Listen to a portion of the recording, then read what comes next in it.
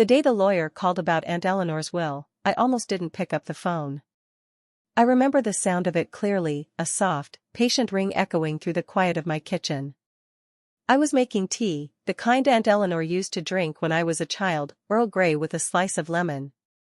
The smell always reminded me of her house, the old wooden floors and lavender sachets tucked into every drawer. It had been 15 years since I'd last seen her. 15 years since that fight between her and my mother, a bitter, endless argument about something I was too young to understand. Back then, I only knew Aunt Eleanor as the kind of woman who sent handwritten letters with pressed flowers inside, who taught me to stir cookie dough gently so the love doesn't spill out. So when her lawyer said my name that morning, Miss Harper? I'm calling about the estate of the late Eleanor Marsh. I froze. He went on to say that my aunt had passed 2 weeks earlier. My heart sank in that hollow, delayed way it does when grief comes late, when love was once there, but distance had grown like weeds around it. Then came the words that changed everything. You're one of the named beneficiaries in her will. For a moment, I didn't even breathe. I wasn't expecting money, truthfully, I wasn't expecting anything at all. My mother had always said Eleanor was a complicated woman, which was her polite way of saying stubborn, cold, and better left alone. But the lawyer's voice was calm and deliberate. He asked if I could attend the reading of the will the following week. I said yes before I could talk myself out of it. After the call, I just stood there by the counter, staring at the half-made tea. Outside, the rain had begun, soft, insistent drops tapping on the window pane. The world felt muted, like it was waiting for me to decide something important. I didn't know it then, but that single yes would unravel everything I thought I knew about my family, and about who my aunt really was. Normal life/setup. At that time, I lived a quiet life in a small rented apartment above a bookstore in town. I was 34, working as a freelance editor, piecing together other people's stories while avoiding the mess of my own. My mother, Patricia, lived just a few blocks away, though we didn't see each other much. Our relationship was complicated. Polite on the surface, but beneath that, a thin layer of resentment neither of us dared touch. When I told her about the lawyer's call, her reaction was sharper than I expected. Eleanor? That woman? Why on earth would she leave you anything? I shrugged, trying to keep my voice light. Maybe she remembered me fondly. We used to be close. Mom's lips tightened. Close? You were a child. You don't remember what she did. I wanted to ask what she meant, but her tone made it clear, this conversation was over. She went back to stirring her coffee like nothing had happened, but her hand trembled slightly. That night, I found myself going through an old box of childhood things, photos, letters, the odd trinket. There was one picture that caught my eye, Aunt Eleanor holding me as a baby, her hair silver even then, her eyes bright and soft. Behind us stood my mother, a forced smile on her face. I turned the photo over. In Eleanor's neat cursive, it read, "For my little Harper, my sunshine." That night, I couldn't sleep. Memories kept returning, the smell of her garden roses, the way she'd hum softly while sewing, the summer I spent at her old countryside home where the air always smelled of rain and mint. Something inside me stirred, guilt, maybe. I had let her drift out of my life without asking why. So, when the day came to attend the will reading, I drove out of town early, the roads misty with autumn rain. The address the lawyer gave me was a familiar one, the Marsh estate, Eleanor's old home, perched on a hill outside Brookhaven. The gates were still there, tall, wrought iron, speckled with rust. The gravel crunched under my tires as I drove up. I hadn't been there since I was 12. The house looked smaller than I remembered, though still dignified, ivy climbing up its stone walls, windows curtained in lace. Inside, the smell hit me instantly, lavender and lemon polish. It was like stepping into the past. The lawyer, Mr. Daniels, was waiting in the sitting room, a gentle man in his 60s with kind eyes. There were 2 others present, a woman in her late 40s, tall and graceful, and a man about my age, wearing an expensive-looking watch and an expression that told me he didn't want to be there. "Thank you for coming, Miss Harper," Mr. Daniels said. "I believe you may remember these two, your cousins, Lillian and Matthew." I blinked. Cousins? I hadn't known Aunt Eleanor had children. The woman gave me a polite nod, her eyes cool and unreadable. "We haven't met," she said simply. "But I've heard of you." Matthew didn't even bother to look up from his phone. The air felt heavy. Mr. Daniels cleared his throat and began to read from the will, his voice echoing softly against the old walls.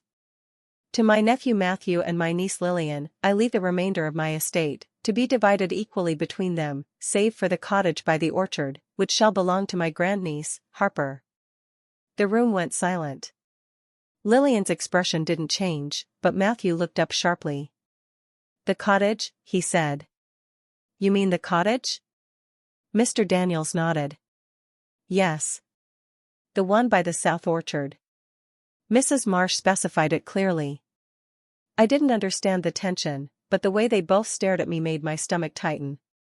"The cottage has been in our family for generations," Lillian said quietly, her voice cold.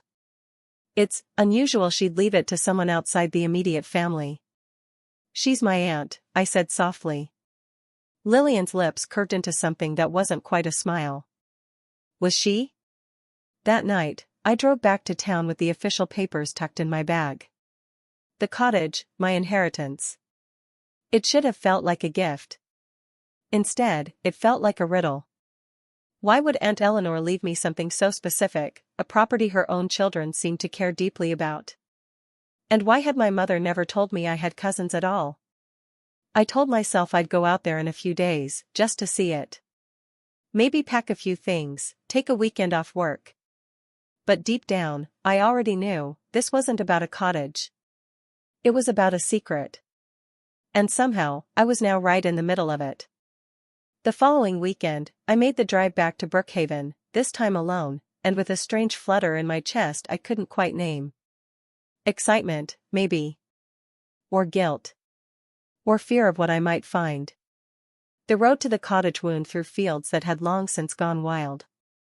Autumn had turned everything gold and brittle, the trees bending gently in the wind like old women whispering secrets. When I reached the orchard, I parked under a sycamore tree. The cottage stood beyond a low stone wall, smaller than I remembered, its white paint chipped and its windows clouded with dust. But there was something alive about it still. I pushed open the gate. It gave a slow, aching creak. The garden was overgrown, wild roses climbing up the porch railing. For a moment, I almost turned back. The air was thick, heavy with the scent of rain-soaked soil and something faintly floral. Inside, it was quiet. The kind of quiet that hums in your ears.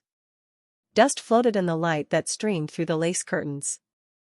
There were cobwebs in the corners, an overturned teacup on the table, and a single chair pushed slightly away, as if someone had just left. I ran my hand over the old table. The wood felt rough but familiar. In the fireplace, a few logs were still stacked neatly, dry and waiting. Everything looked untouched, and yet lived in. On the mantel, there was a photograph of Aunt Eleanor and me. I was maybe 10. She was smiling, that rare, open smile she only showed when she forgot the world was watching. I found a key hanging by the back door and stepped outside. Behind the cottage, the orchard stretched wide, the trees heavy with fading apples. The air was damp, but peaceful. Still, something about the place felt wrong. It wasn't just the silence. It was the feeling that someone had been here after her, someone who didn't belong. That evening, I called my mother. "I went to see the cottage," I said quietly. "Oh, Harper," she sighed. "You shouldn't get involved in all that. Leave it to her children." "You mean my cousins, the ones I just learned existed?" "That's not," she started, then stopped. "There were reasons you didn't know about them." Her voice was thin, nervous. "Reasons?" I pressed. "Mom, what's going on? Why did you and Aunt Eleanor stop talking? And why would she leave me the cottage if she had kids of her own?" There was a pause, long enough that I could hear the ticking of the clock in my kitchen. Because, she said finally, that cottage isn't what it looks like. And Eleanor wasn't the woman you think she was. Her words hung between us. What does that mean? Just, let it go, Harper. Please. Then she hung up. For the next few days, I couldn't stop thinking about that conversation. I went through the documents Mr. Daniels had given me, searching for something that might explain the tension around this cottage. The will listed the property by name, the Orchard Cottage, Brookhaven. No debts. No conditions. But attached to it was a sealed envelope, marked simply, for Harper, to be opened privately. My heart thudded as I tore it open. Inside was a single handwritten letter, dated 2 months before Aunt Eleanor's death. My dearest Harper. If you're reading this, then I am gone. And if I know your mother, she will have told you not to come. But I hope you did anyway. This cottage is more than a house. It is a truth I could never speak aloud. I am entrusting it to you, because you were the only one who ever looked at me with love, not judgment. Inside the dresser in the back bedroom, there is a box. When the time feels right, open it. But be prepared, my dear, it holds something that might change how you see us all. With love, always. Eleanor. My fingers went cold. A box. In the back bedroom. The next morning, I drove back out to the cottage, faster this time, my hands gripping the steering wheel tight. The bedroom was small and smelled faintly of lavender and cedar. I found the dresser easily, an old oak one with brass handles, worn smooth from use. I opened the drawers one by one. In the bottom drawer, tucked beneath a stack of yellowed linens, was a small wooden box.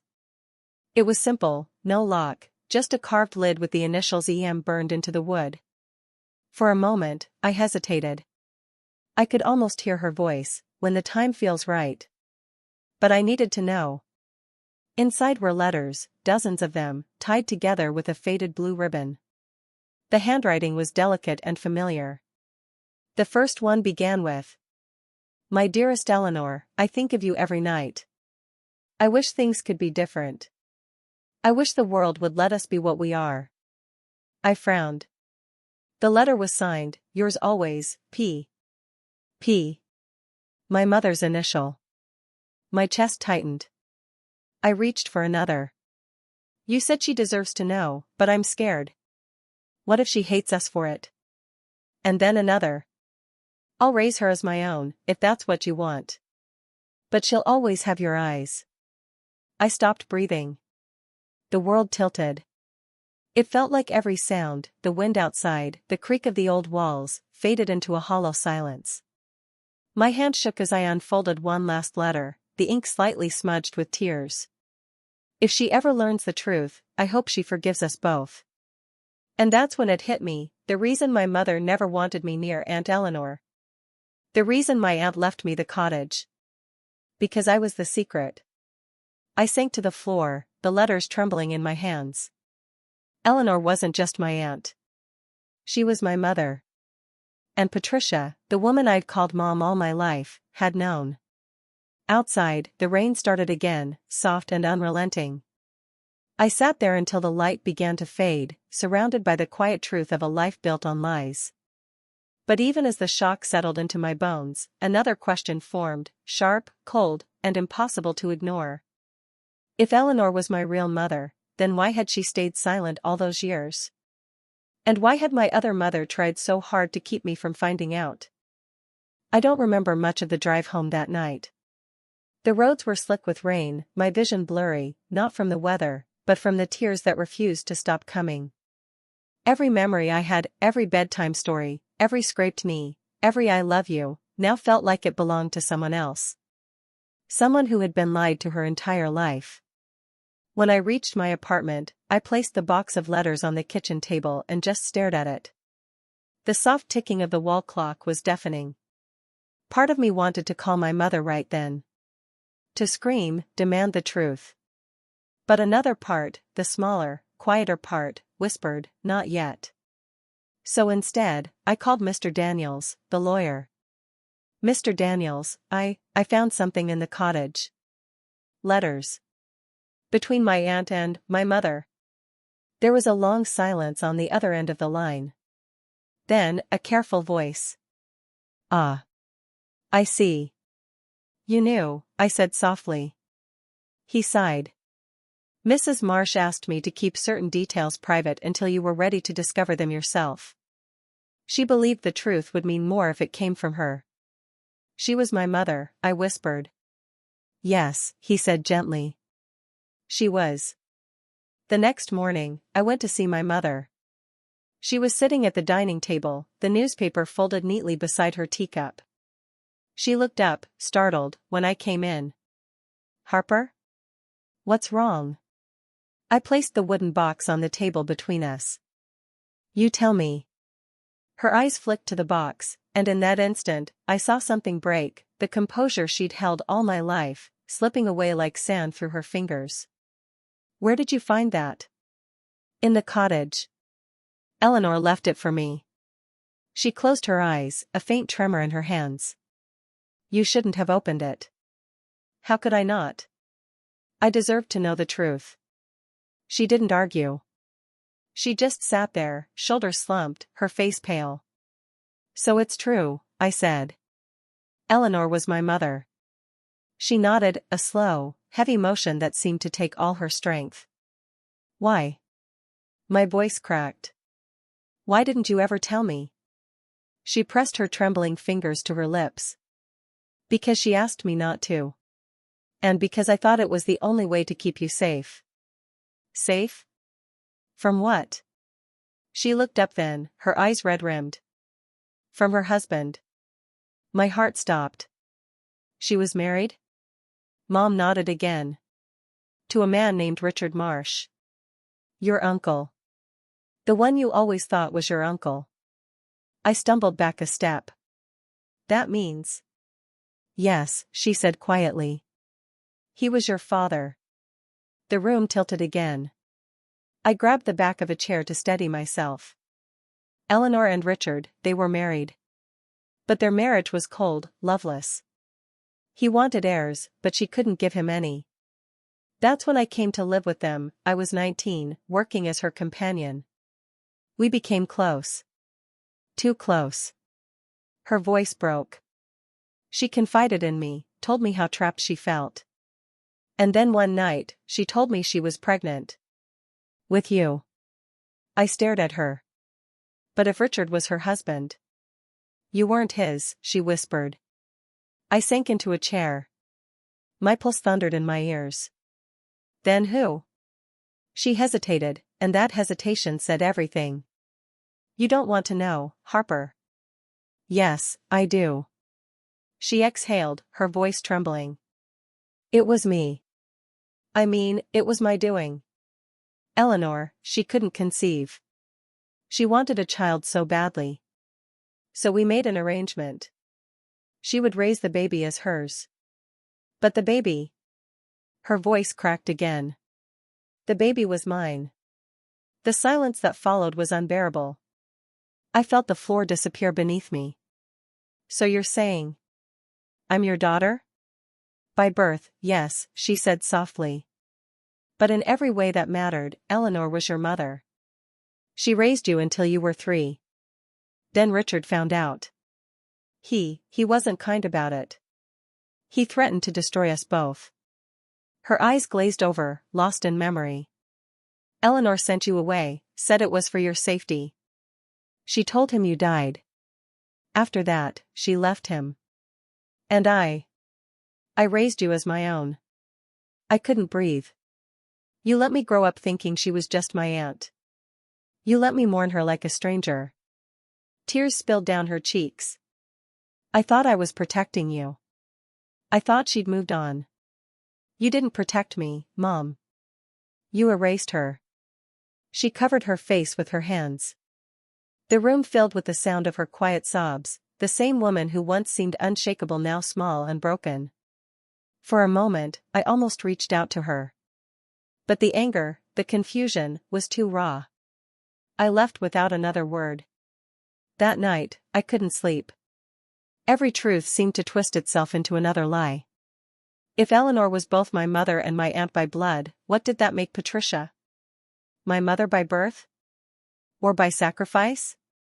The next morning, I returned to the cottage again, drawn there by something I couldn't explain. I sat by the fireplace, the letters spread out on the floor. I read them all, one by one. The story they told was clear now, two women bound by love and pain.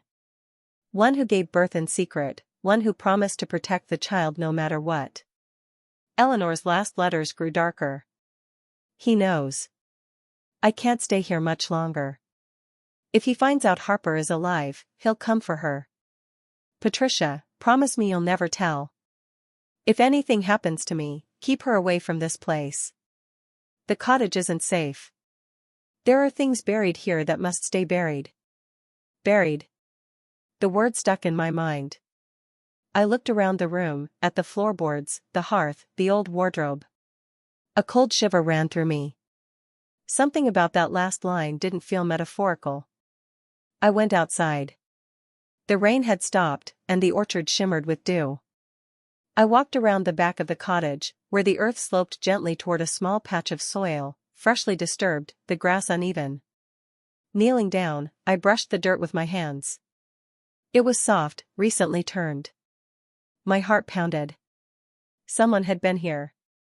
There, half buried in the soil, was something metal. I dug it out, a rusted tin box, small and square, sealed tight. When I finally pried it open, the smell of damp paper filled the air. Inside were documents, old, yellowed, and stamped with the name Richard Marsh in bold black ink. The top paper made my blood run cold. Last Will and Testament of Richard Marsh, revoked and nullified, 1994.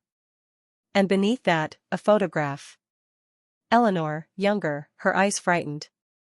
Standing beside her husband. And in her arms, a baby. Me. The next page was a police report. The headline read, "Local man missing, Marsh estate under investigation." Richard Marsh. Dated only a month after my 3rd birthday. The file ended abruptly, no resolution, no closure.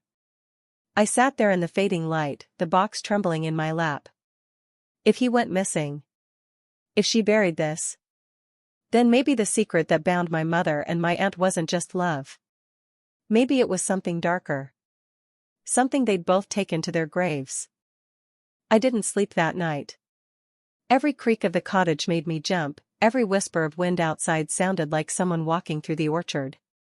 I kept the tin box on the table, its papers spread out under the flicker of the old lamp. The documents confirmed everything. Richard Marsh had gone missing in 1994, just months after Aunt Eleanor sent me away. Police suspected foul play, but there was never enough evidence to charge anyone.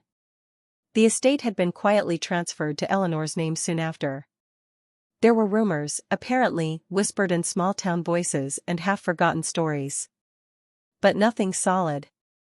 Nothing ever proven. And now, 30 years later, here I was, sitting in the same cottage that might have been his final resting place. I needed answers. Real ones. So the next morning, I went to the Brookhaven Historical Records office, a small brick building near the courthouse, the kind that smelled of paper and lemon polish. A clerk, an older man with thick glasses, looked up as I entered. "Can I help you?" "I'm looking for information about a missing person case." Richard Marsh. From 1994. He frowned slightly, typing something into his computer. That name does ring a bell. Bit of local legend, that one. Legend? I asked. He shrugged. Well, the story goes, the man disappeared one night, left his wife behind. Folks said he'd run off with someone younger. Others said, he hesitated. Others said the marsh swallowed him whole. Fitting, with a name like that. He chuckled, but I didn't. Was there ever an investigation? I asked. He clicked again. Looks like the file's incomplete. The police closed it in 1996, officially, no evidence of wrongdoing. He paused, looking at me over his glasses. Why the interest? He was, family. That was all I said. He studied me for a moment, then reached into a drawer and handed me a small microfilm envelope. You might find this helpful. Old newspaper clippings. Some things don't make it into the official record. That night, I sat in the cottage again, scrolling through the scanned microfilm on my laptop. There it was, a local headline from the Brookhaven Chronicle. Mysterious disappearance at Marsh Estate, police search for local businessman. The article described Richard as a respected landowner and investor. It mentioned his wife, Eleanor, who reported him missing after he failed to return home from a business trip. But buried in the text was a line that made my heart stop. Authorities noted evidence of a struggle on the property, including a broken watch and traces of blood near the orchard. The orchard. My chest went cold. Another article, dated a week later, mentioned an unnamed domestic worker, questioned by police, but released without charge. It had to be my mother. Patricia. By midnight, my hands were shaking. I closed the laptop, stood up, and began pacing the room. If Richard was abusive, as Eleanor's letters suggested, maybe what happened wasn't murder. Maybe it was defense. Desperation. Protection. But still, someone had buried the truth. Someone had buried him. And the only person left who might know what really happened was my mother. The next morning, I drove to her house. My heart thudded with every mile. She opened the door slowly, as if she'd been expecting me. Her face was pale, drawn. You found something else, she said quietly. I found him. Her lips parted, but no words came out. The police report, the orchard, the missing person case. Mom, what happened to him? She looked away, her hands trembling as she reached for the edge of the counter. You don't understand, Harper. You don't know what he was capable of.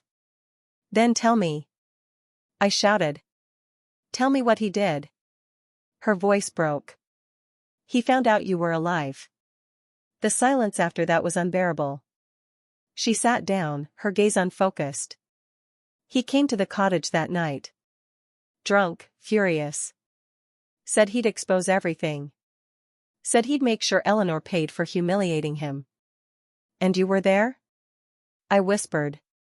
She nodded slowly. Eleanor called me, terrified. I drove out in the storm. When I got there, he was already hurting her. I tried to pull him off. He hit me. She grabbed the poker from the fireplace and... Her voice cracked. She didn't mean to. It was one blow. One.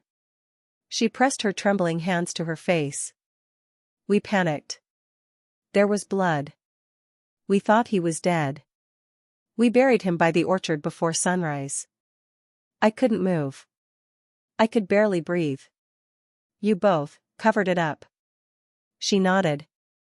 But the next morning, when Eleanor went back to check, he was gone. Gone? The body. The blood. Everything. It was as if he'd vanished. I stared at her, disbelief twisting inside me. So you don't even know if he died? She shook her head. No. But the guilt never left her. She kept that cottage as a prison. She thought, if she stayed close, maybe she could keep the past from rising again. For a long moment, neither of us spoke. I could hear the faint hum of the refrigerator, the rain tapping softly against the window. Then, my mother whispered. When she got sick, she made me promise never to tell you. She wanted you to live free of all this, free of her sins. But she couldn't let go completely. That's why she left you the cottage. She wanted you to choose what to do with the truth. Tears filled my eyes. What truth? That my family was built on secrets and shame? She looked at me with a kind of desperate tenderness. No. That love can be both a wound and a shield. She loved you, Harper. We both did, in our own broken ways. That night, back at the cottage, I stood by the orchard, flashlight in hand. The earth glistened with dew. The air smelled of wet leaves and something older, like rust and rain. I thought about Eleanor. About Patricia. About the night that must have broken them both. Then I saw it, a patch of ground slightly sunken near the tree line, marked by a small, weathered stone half buried in the soil. No inscription. Just a presence. I knelt there for a long time, tracing the edge of the stone with my fingertips. Maybe he was there. Maybe he wasn't. But the truth, the real truth, had already been buried long before either of them died. The next morning, I made a decision. I went to the police. Not to accuse anyone, but to close the case. The officer listened carefully as I handed over the letters, the documents, the tin box. He promised they would reopen the file, at least to set the record straight. When I left the station, I felt lighter, not because the pain was gone, but because the silence finally was. That evening, my mother called. Her voice was soft, fragile. You told them, didn't you? Yes. They deserve to know. We all do. She didn't argue. There was just a long pause, and then. Thank you. For doing what I couldn't. That night, I sat by the window of the cottage, watching the orchard under the moonlight. The wind moved through the trees like whispers. For the first time, I didn't feel like a stranger there. I finally understood what Aunt Eleanor meant in her last letter. When the time feels right, open it. Because the time wasn't about the letters. It was about me, being ready to see the truth, however dark it was. When I told the lawyer what I'd found, his silence lasted too long. It was the kind of silence that changes everything, the kind that holds truth and pity in equal measure. He asked me to sit down. And then, gently, he slid a folder toward me. Inside were letters. Dozens of them. All written in my grandmother's hand, years before she died. I recognized the loops in her penmanship, the firm way she dotted her I's. My throat tightened as I read the first one. Rose, you promised. You swore you'd keep this for the children. Please, don't take what isn't yours. I froze. My eyes skimmed the next, and the next. Each letter was a plea, a heartbreak preserved on paper. And in one of them, my grandmother wrote, if you've already done it, I'll forgive you. But please, don't let them hate you for it. I felt my stomach twist. The inheritance, the very one I'd been fighting for, wasn't meant for Aunt Rose at all. It was meant for her sister. My mother. For a long moment, I couldn't breathe. The room felt smaller, like the walls were folding in. The light from the window flickered against the old law books, and I heard my own heartbeat louder than the lawyer's voice. She moved the deed, he said softly. No one ever challenged it, because, well, your mother never did. She walked away. My mother. The same woman who had told me, don't meddle in that woman's affairs. I had thought she was being cold. Distant. But maybe, she'd been protecting me. I went home that night with the papers still trembling in my hand. It was raining, the kind that blurs the streetlights and makes everything look unreal. When I walked through my front door, I didn't cry. I sat on the couch, opened the letters again, and read every one. Each word stripped away the woman I thought Aunt Rose was. The gentle hands that braided my hair. The stories she told about being wronged. The quiet way she'd said, family never understood me. Now I understood why. By morning, the truth was no longer just mine. The lawyer had sent copies to the court, to the other relatives who'd filed objections. And when the news spread through the family, it spread like wildfire. Calls came in one after another. Some angry, some confused. My cousin Marlene shouted through tears, you knew, didn't you? You were helping her steal from us again. I tried to explain, to tell them I hadn't known, but my voice sounded hollow even to me.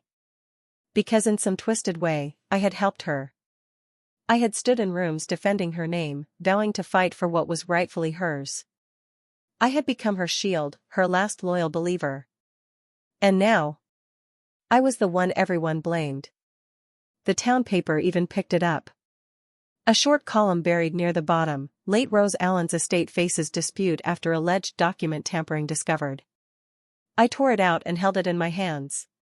Her name looked smaller in print than it ever felt in life. At the funeral, months earlier, I'd spoken of loyalty. Of love. Now, I wondered if anyone who had listened would forgive me. Even my mother wouldn't speak for a while. When she finally did, her voice was soft, too soft. She was my sister, Harper. I let it go to keep the peace. You dug it up, and now, look what's left. I wanted to defend myself, to say I didn't know. But maybe that was the lesson, that truth, once uncovered, doesn't always bring peace. Sometimes it just leaves you standing in the ashes of what used to be. Weeks later, I returned to Aunt Rose's house, or what was left of it. Boxes filled the hallway. Furniture tagged for sale. And on the kitchen table, beneath a cracked ceramic bowl, I found one last envelope. It wasn't sealed. Inside was a single photograph of my grandmother, Aunt Rose, and my mother as little girls. On the back, in Rose's shaky handwriting, were the words, "Tell her I'm sorry. I just wanted to be seen." I held it until my tears blurred the ink. She had stolen what wasn't hers, but she had done it out of loneliness, not greed. And somehow, that made it even sadder. When I left the house, I didn't lock the door behind me. Let the wind take what it wanted. Some truths don't need guarding anymore. It's been almost a year since the truth came out. The inheritance is still tangled in courts, but I no longer care about the outcome. Money has a way of turning memories into weapons, and I've already lost enough to that.